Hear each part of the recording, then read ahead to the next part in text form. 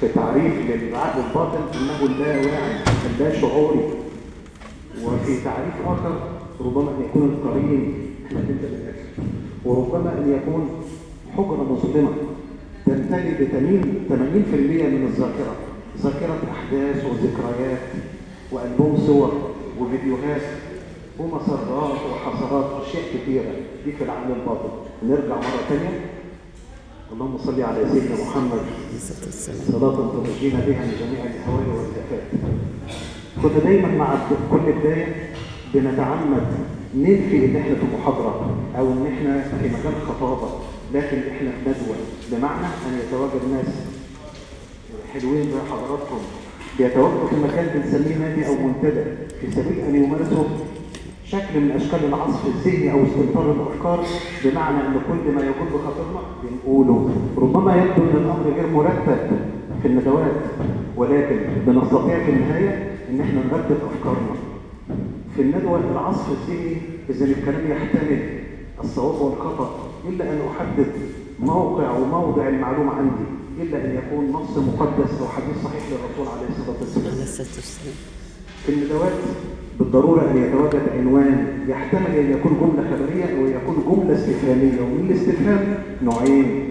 نوعنا أن يكون سؤال مغلق بهل، فلا بديل عن الإجابة نعم أو لا. هل أنت سعيد بوجودك في نادي السعادة؟ نعم أو لا. نعم أو لا، إذا هو سؤال مغلق. أما السؤال المفتوح هو الذي يبدأ به ما رأيك، كيف ترى، كيف تجد، فتتعدد الإجابات. في العصف الذهني بالنسبة لنا أول ما نفكر يا ترى إيه العنوان اللي إحنا ممكن نختاره للكلام فيه؟ فكان من مقترحات أخي الأكبر وصديقي الحاج حسني الزنادي، أول ما اقترح علي قال لي أنت بتتكلم عن تنمية بشرية، بداية نفهم تنمية بشرية عن إيه؟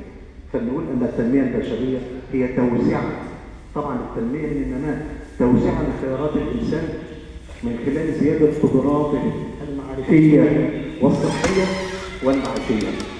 ولما توقفنا عند كلمة معرفية، إذا هي أمة اقرأ اللي احنا بندعي انتسابنا إليها ونبتعد بالفعل ليها. كبر مقتا عند الله أن تقولوا ما لا تفعلون. احنا في ذيل الأشخاص الطارئين، وعرفنا من الندوة الأولى والثانية أن الشعب الإنجليزي والفرنسي والياباني هم في أوائل الناس الطارئين، وأصبنا القراءة الورقية. السبب أن القراءة الورقية لا يمكن حذفها، يعني في القراءة الإلكترونية ربما يكون فيه كنسل، يكون فيه ديليت، لكن الشيء المكتوب مثبت على صاحبه. نرجع تاني، إذا التنمية البشرية هي عملية توسيع لخيارات الإنسان، وطالما أنها خيارات إذا أنا أحاسب عليها، لأننا محاسبين زي ما الدين بيقول على ما له بديل، خير شر، لكن ما أنا مصير فيه لا أحاسب عليه، زي الحركات الفسيولوجية والعمليات الفسيولوجية الخاصة بالإنسان والجسم. توسيع لخيارات الإنسان المعرفية والصحية والمعيشية، السبب من أجل تحسين أسلوب تعامله مع من حوله في سبيل أن تتواجد معايشة سلمية بيني ومع حولي البيئة، سواء هواء لا ألوثه ولا ماء أعكره ولا حيوان أؤذيه ولا نبات أعتدي عليه، في سبيل أن يكون الحجر والشجر كل ما حولي ينال مني السلام والأمان.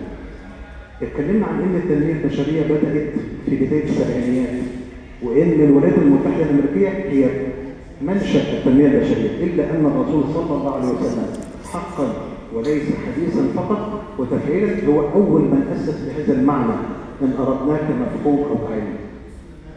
وضربنا أمثلة أن الرسول صلى الله عليه وسلم هو الذي قال عليه الصلاة والسلام في سلامة القلوب لا يؤمن أحدكم حتى يحب لأخيه ما يحب لنفسه، وفي النهي عن الخروج بغير علم من قسم الإسلام المرء ترك ما لا يعنيه، وفي الحث على النظافة الطهور شطر الإيمان، واتقوا الملاعن الثلاثة البراز في الموارد والظل وقارعة الطريق. والرسول صلى الله عليه وسلم في النهي في ضبط اللسان من كان يؤمن بالله واليوم الآخر فليقل خيرا أو ليصمت. وفي التنمية المستدامة بمعناها الحالي إن قامت القيامة وفي يد أحدكم فسيلة فإن استطاع ألا تقوم قبل أن يجلسها فليجلسها، والفسيلة هي النهضة الصغيرة. وفهمنا معنى التنمية المستدامة أي أنها ليست لي ولكن للأبناء والأحفاد. وقال رسول الله صلى الله عليه وسلم في سبيل الحفاظ على المجتمع: أطفئوا المصابيح بالليل وأوقفوا الأسقية وخمروا الطعام والشراب واربطوا القلب، بمعنى إن إحنا نغطي الأكل والشرب فهي لا تسقط فيه الفيروسات والحشرات. معاني كثيرة تثبت أن الأمر ليس جديد علينا، ولكن في فرق بين القول والفعل، وندعو الله